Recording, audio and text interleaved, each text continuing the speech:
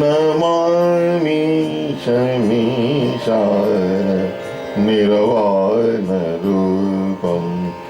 विभुं विभुं व्यापकं ब्रह्मवेदस्वरूपं विभुं व्यापकं ब्रह्मवेदस्वरूपम्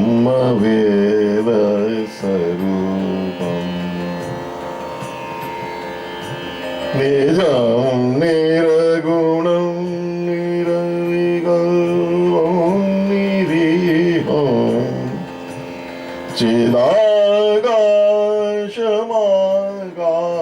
चिदाकाशमाकाशवासं भजेऽहं निराकार ओंकार मूलं तुरीयं गिराज्ञान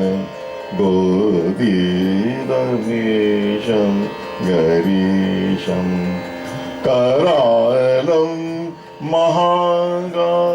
महाकालकालं कृपालं गुणागार संसारपारं नतोऽहं तुषाराद्रि सङ्काशं गौरवं मनोभूतकोटिप्रभा श्रीशरीरं सफुर्मौलिकल्लोलनी चारुगङ्गा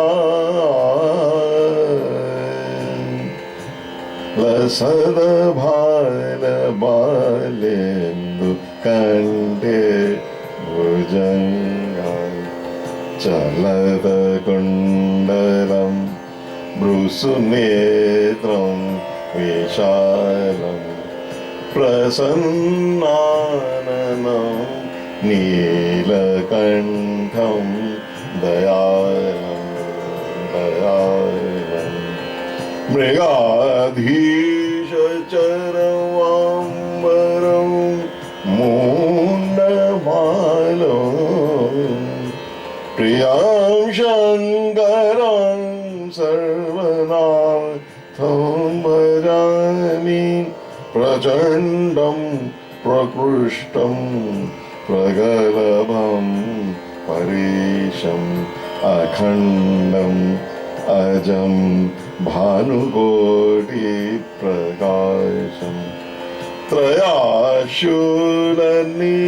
त्रयाशूलनिरमूलनं शूलपाणि भजेऽहं भवानी पद्यं भावगम्यं कलातीत कल्याण कल्पान्तकारी सदा सज्जनानन्द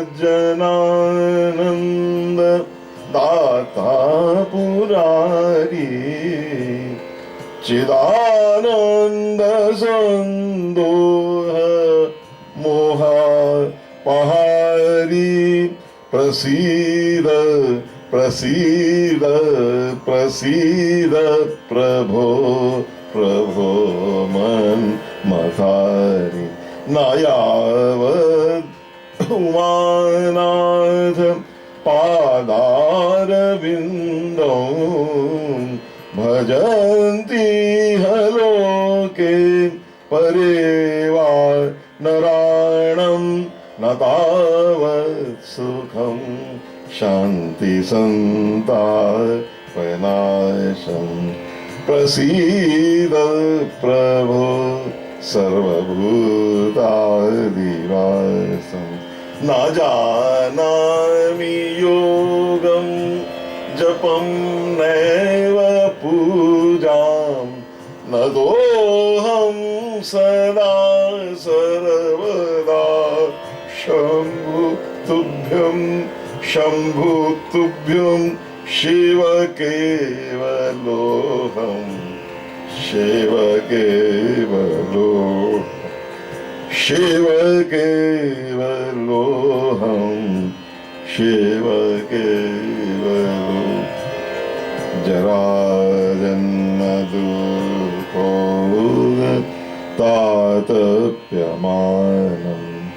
प्रभो पाहि आपन्नमामि शम्भो रुद्राष्टकमिदं विप्रेण हरतोषये ये पठन्ति न भक्त्या तेषां शम्भो प्रसीदति। तो अभी भक्तजनों, नमः पार्वती पतये हर हर महादेव। अभी आपने श्रवण किया रुद्राष्टक, जो श्री रामचरितमानस में भगवान शिव की बड़ी अद्भुत स्तुति है, सुंदर स्तुति है। इस स्तुति के साथ ही हम प्रवेश करते हैं श्री महाशिव पुराण के तीसरे अध्याय में, 3rd चैप्टर में, है ना जी। इसमें साध्य और साधन का विचार किया गया है। साध्य माने ये साध्य है, और उसके लिए जो प्रयत्न करना है उसको साधन बोलते हैं। साधन करना चाहिए, हमें साधन करना चाहिए। साधन करने से क्या मिलेगा, वो दोनों का निश्चय करना है। तो अगर संक्षेप में कहा जाए तो साध्य शिव है और साधन भगवान शिव की पूजा है। तो इस पर विचार व्यास जी ने कहा। आइए इसमें चलते हैं, प्रवेश करते हैं। बोल शंकर भगवान की जय। ओम नमः शिवाय। तो अभी वर्षा ऋतु में हम इसको इस मल्हार के शब्दों में संस्कृत श्लोकों का आनंद लेंगे।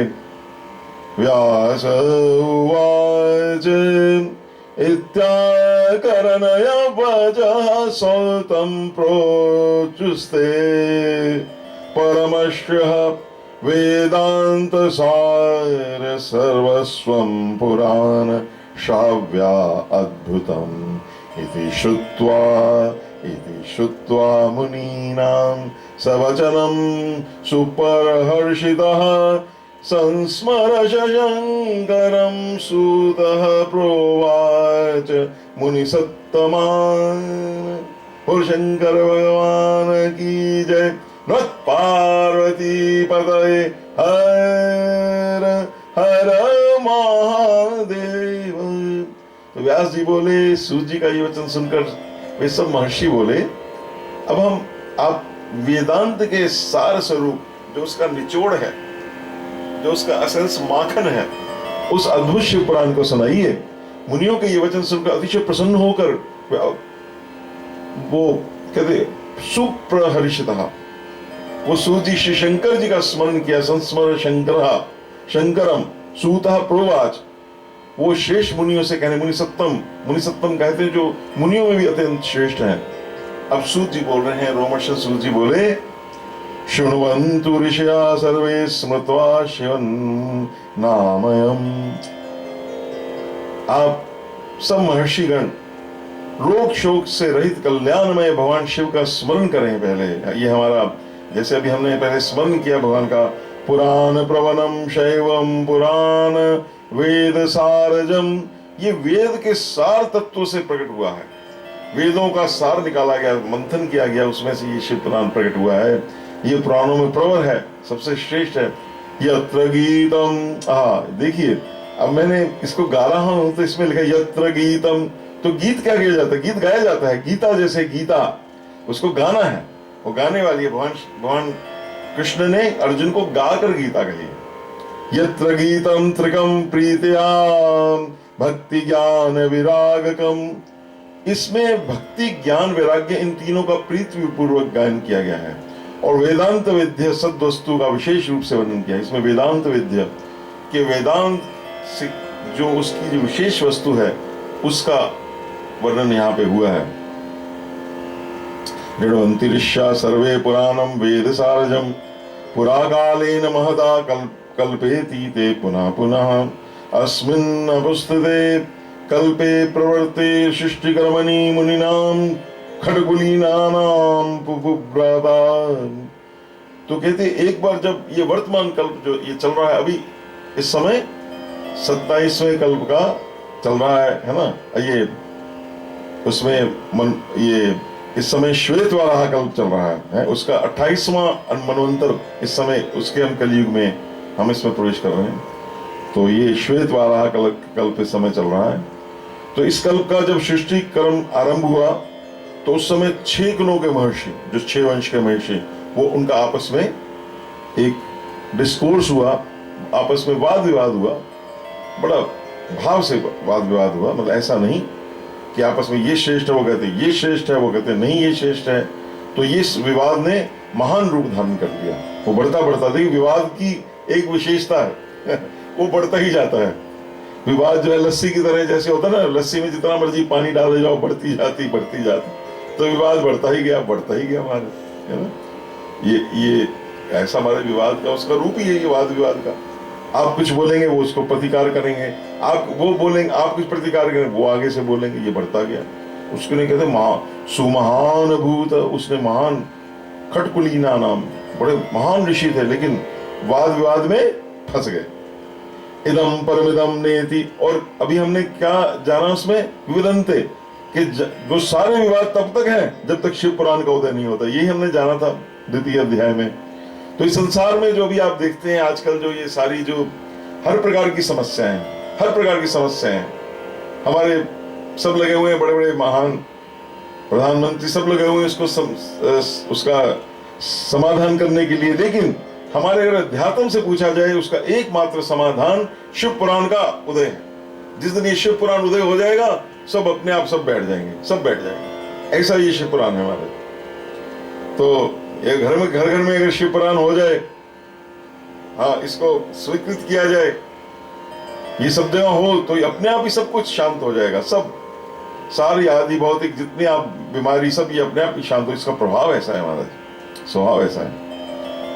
तो वो जो जब बहुत, तब उन्होंने अपनी शंका के समाधान के लिए सब अपने जो पितामह ब्रह्मा जी के पास गए। सब ये जब कभी भी समस्या आती थी, सबसे पहले सब ब्रह्मा जी के पास जाते थे, भैया आपने ही सारा ये सृष्टि चलाई, आपने ये सारा चक्कर चलाया है, ये सारा प्रपंच, विधि प्रपंच, गुण अवगुण साना, भला पोच सब विधि उपजाए, गनि गुण देश वेद विलगाए, है ये सब विधि का। तो सब उनके पास, ब्रह्मा जी के पास ही इसकी सोल्यूशन है, जिसने बनाया है।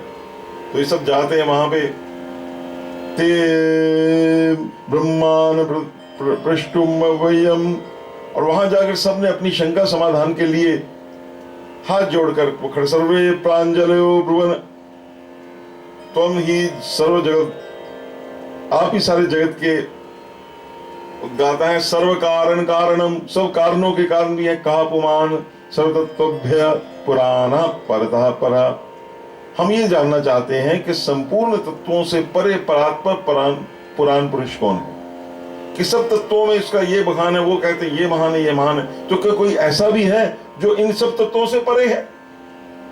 पुराण परतः परः, कोई ऐसा है? ब्रह्मवाच पुराण परतः परः यतो वाचो निर्वन्तन्ते अप्राप्य मनसा स यस्मात् सर्वमिदं ब्रह्म विष्णु रुद्रेन्द्र पूर्वकम। ब्रह्मा जी बोले, जहां से मन सहित वाणी उन्हें ना पाकर लौट आती है, उनको नहीं पा सकती वापस है। मन समेत जही जान न वानी, वो रामचरितमानस में। और जिनसे ब्रह्मा विष्णु रुद्र इंद्र आदि से युक्त ये संपूर्ण जगत जो है, समस्त भूतों एवं इंद्रियों के साथ पहले प्रकट हुआ है, वे ही ये देव महादेव हैं। स भूतेन्द्रिय सर्वे प्रथमं संप्रुसूयते, एष देवो महादेवो सर्वज्ञो जगदीश्वरः, वो सारे जगत के स्वामी हैं, सर्वज्ञ हैं। अयम तु परया भक्त्या दृश्यते नान्यथा कवचित्, रुद्रो हरिश्चैव तथान्य च सुरेश्वरः, भक्त्या परमया तस्य नित्यं दर्शनकांक्षिणः। और उनका जो सबसे उत्कृष्ट है, उनसे ऊपर कोई नहीं है, महादेव है, देवों के भी देव हैं। लेकिन उनका दर्शन जो होता है वो उत्तम भक्ति से होता है। भक्ति के अलावा कोई उनके दर्शन का कोई और चांस नहीं है, उनकी दर्शन और किसी उपाय से नहीं होता। क्यों? भक्ति के वो किसी से स्वतंत्र हैं। किसी कोई ऐसा उपाय, अगर उपाय से वो उनके दर्शन हो जाए तो इसका मतलब उपाय जो है वो उनसे ऊपर है, वो किसी उपाय के बस में नहीं है, वो तो सारा सब उपाय उनके वश में है। तो ऐसे रुद्रो हरिहर, ये जितने रुद्र हरिहर हैं, अन्य देवेश्वर, सब उत्तम भक्ति भाव से ही उनका दर्शन करना चाहते हैं, अपने तप बल से नहीं, उनकी भक्ति के बल से दर्शन करना। बहुनात्र की मुक्तेन शिवे भक्त्या विमुच्यते। अधिक कहने की क्या आवश्यकता है, शिव में भक्ति होने से मनुष्य संसार बंधन से मुक्त हो जाता है। प्रसाद देवता भक्ति प्रसादो भक्ति संभवा, यथे अंकुरतो बीजम बीजतो वा यथा अंकुरः। कैसे? जैसे भक्ति से देवता का कृपा प्रसाद प्राप्त होता है, ठीक उसी तरह जैसे अंकुर से बीज और बीज से अंकुर होता है। पहले बीज से अंकुर निकलता है ना, फिर अंकुर से बीज निकलता है, दोनों का आपस में। इस प्रकार से भक्ति से ही भगवान प्रकट होते हैं और भगवान की कृपा से ही भक्ति मिलती है, ये वो कह रहे हैं। इसलिए हे द्विजो, उन्होंने सबको कहा, तस्मादीश प्रसादार्थ यूयम गत्वा भुवम द्विजः दीर्घसत्रम स्वाकृतम यूयम वस्त शस्त्रकम। इसलिए आप हजारों वर्ष तक चलने वाले विशाल यज्ञ का आयोजन कीजिए। आप यज्ञ करिए, यज्ञ से भगवान प्रसन्न होंगे, उसमें आप भक्ति बढ़ेगी। हम उस समय यज्ञ का बड़ा यज्ञ का समय होता था हमारे ये सत्ययुग में, यज्ञ हवन इनका बड़ी विशेष महत्व है। अमुष्यवाद रेशस्य शिवस्य सय्येव प्रसादतः वेदोक्त विद्यासारं तु गायते ज्ञायते साध्य साधनम। कहते वो, क्योंकि यज्ञ इस करोगे तो यज्ञ का पति कौन है? यज्ञ किसके लिए करोगे? भगवान शिव के लिए। तो उनकी कृपा से वेदोक्त विद्या, वेदों से प्रॉपर, एक थ्रू प्रॉपर चैनल विद्या के सारभूत साध्य साधन का ज्ञान होता है। साध्य साधन का ज्ञान जब आप तपते हैं, यज्ञ करते हैं, तब इसका ज्ञान होता है। क्या मैंने करना है, क्या मेरे को करना चाहिए, और उस करने से क्या मिलेगा वो साध्य है। क्या मेरे को करना चाहिए, साधन है। तो मुनिगण बोले, मुनि उचुहु, मुनि बोले, क्या बोले? अथम ही किम परम साध्यम किम वा तत्साधनम परम साधका की तदिदम ब्रूहि तत्वतः। हे भगवान, हम कहाँ पूछने जाएंगे?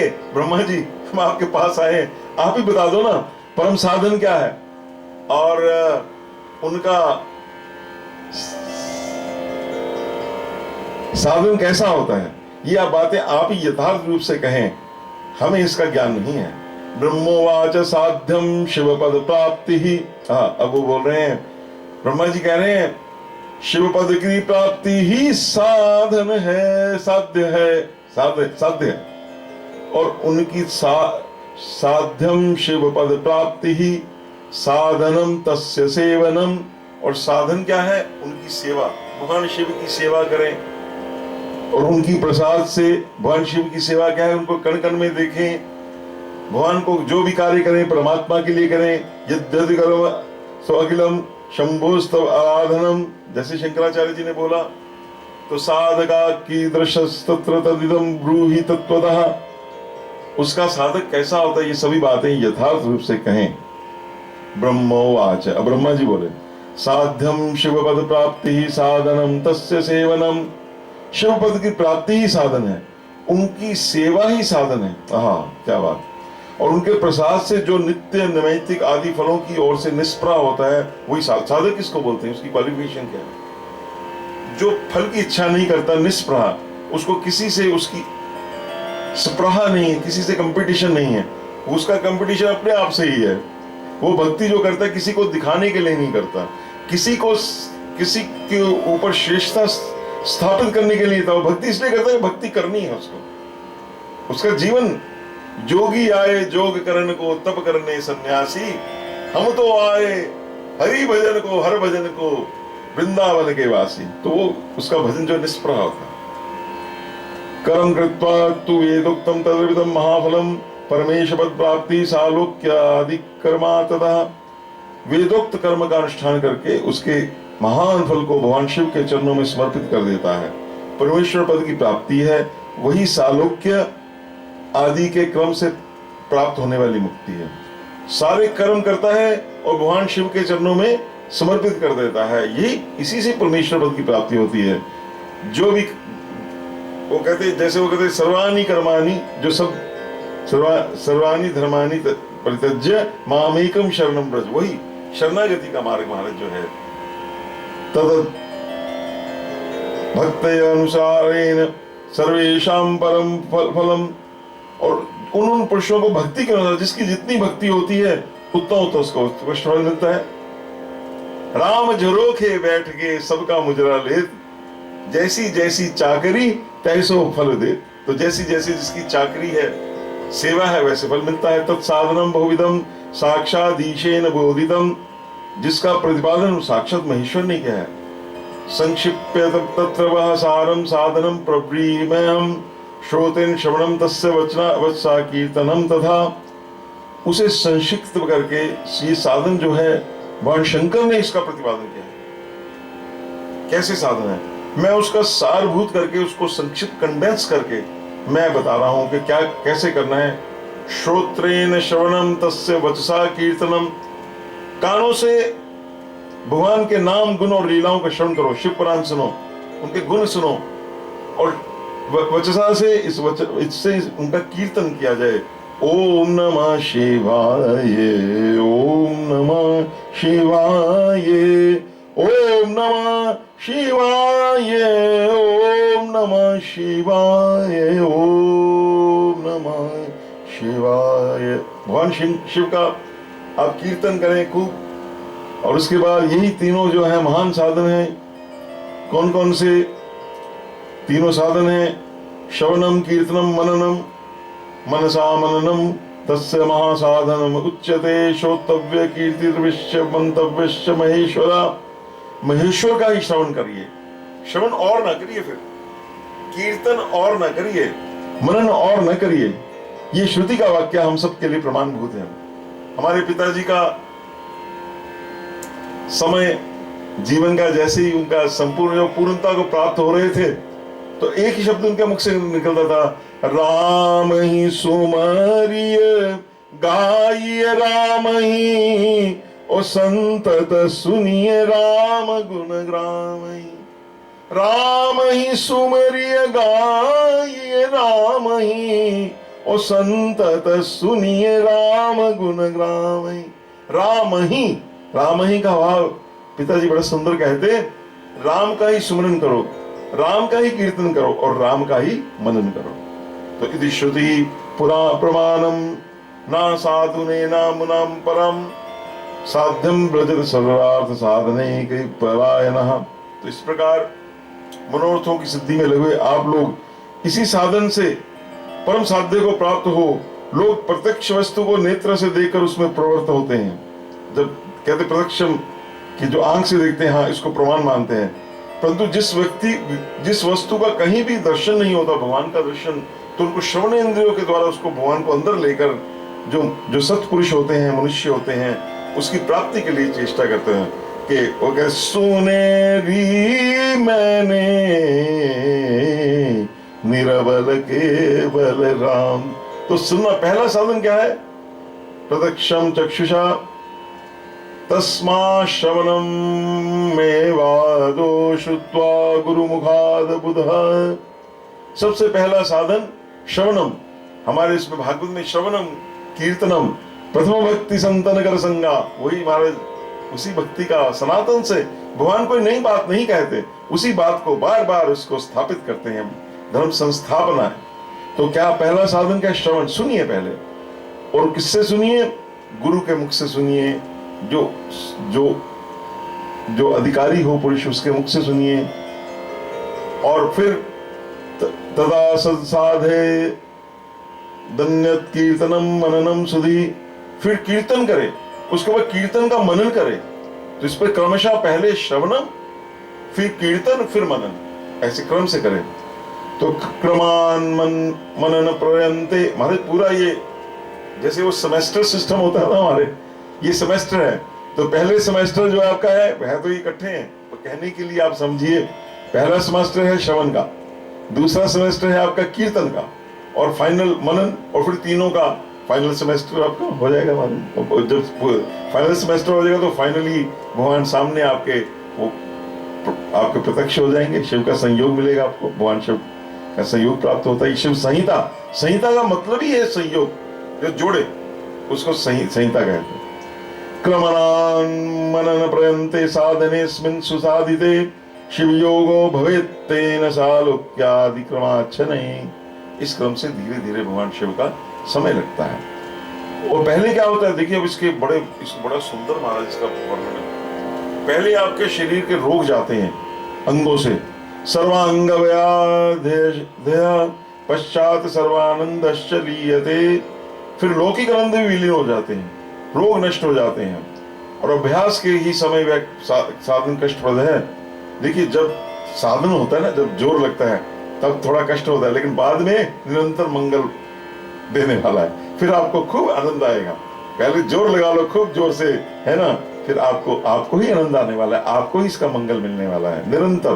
फिर वो मंगल निरंतर, एक बार आपने साधन अच्छा कर लिया, उसका फिर बार बार, फिर आपके साधन नहीं, फिर आपको निरंतर मंगलों की प्राप्ति होती रहेगी। अभ्यासात क्लेशम वै पश्चाद आद्यंत मंगलम, फिर निरंतर मंगल मिलते हैं। तो इति श्री शिव महापुराणे प्रथमायां विश्वेश्वर संहितायां साध्य साधन विचारम नाम तृतीयो अध्याय। तो इस प्रकार से तृतीय अध्याय, जिसमें साध्य और साधन का विचार किया। साध्य आप समझ गए ना, साध्य कौन है? भगवान शिव। और साधन क्या है? उनकी सेवा। और सेवा किससे करनी? श्रवण कीर्तन। अब थोड़ा सा ये श्रवण कीर्तन मनन को और विस्तार से जानने के लिए हम चतुर्थ अध्याय में प्रवेश करते हैं। इसमें इन तीन साधनों की श्रेष्ठता का प्रतिपादन, कि ये जो साधन है कौन से? तीन, श्रवण कीर्तन और मनन। ये साधन बाकी साधनों से कैसे श्रेष्ठ हैं, इसका चौथे अध्याय में हम प्रवेश कर रहे हैं। मननम कीदृशम ब्रह्मा श्रवणम चापि कीदृशम कीर्तनम वा कथम तस्य कीर्तयेत अध्यायतम। ये मनन कैसा होता है, श्रवण का स्वरूप कैसा है, उसकी कीर्तन कैसे किया, यथार्थ रूप में वर्णन कर ब्रह्मा जी बोले। पूजा जपेश गुण रूप विलासानाम नाम युक्ति प्रियेन मनसा परिशोधनम यत् तत्संदंतम मननीम ईश्वरम दृष्टि लभ्यम सर्वेषु साधन वरेषु अपि मुख्यम मुख्यम।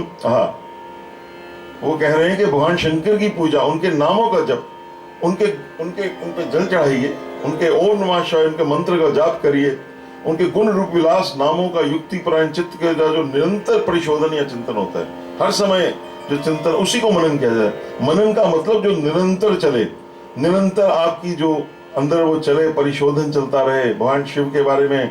कभी उनके भगवान की लीलाओं का दर्शन हो, कभी ओम नमः शिवाय चले, तो भगवान की सुंदर उनके गुणों का वर्णन हो, अंदर चले, उसी को मनन कहा जाता है। और ये महेश्वर की कृपा दृष्टि से, उनकी कृपा जब दृष्टि पड़ती है जीव पर, उपलब्ध होता है। ये समस्त शेष साधनों में प्रमुखतम है। गीतात्मना श्रुति पदेन च भाष्यावा शंभु प्रताप गुण रूप विलासानाम वाचा स्फुटम तम रस्वत्स्तनम यदस्य तत्कीर्तनम भवति साधनम मत्र मध्यम।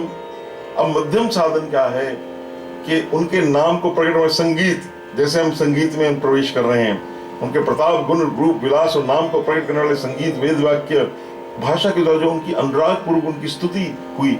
अभी नमामि शमी शान निर्वाण रू, ये जो है ये उनका कीर्तन है, भगवान का है ना। ओम नमः शिवाय, ये सब कीर्तन है।